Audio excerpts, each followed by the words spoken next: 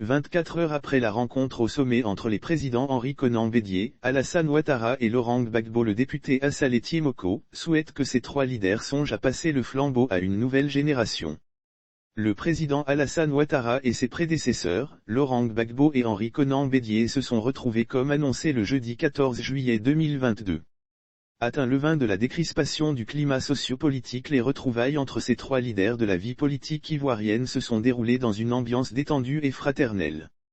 Cette rencontre avait été recommandée au sortir du dialogue politique, conduit entre décembre 2021 et février 2022, par le Premier ministre Patrick Hatchi. La rencontre de ce jour a été une rencontre de retrouvailles pour renouer le contact et échanger dans la vérité leur vue sur toutes les grandes questions.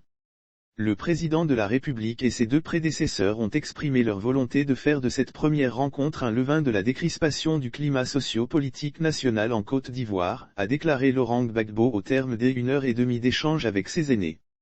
Je souhaite que les trois grands se mettent d'accord pour soumettre ce texte à référendum. La rencontre entre les trois grands, faut-il le souligner, était très attendue aussi bien par les populations que par la classe politique ivoirienne.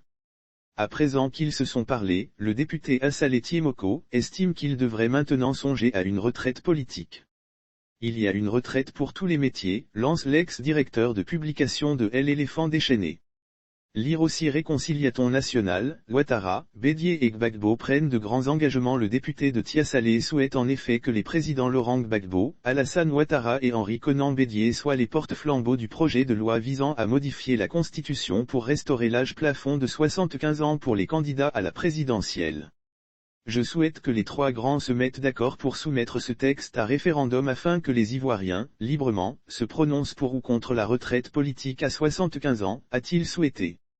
Et d'inviter le Parlement ivoirien à programmer la proposition de loi sur la Constitution pour débat.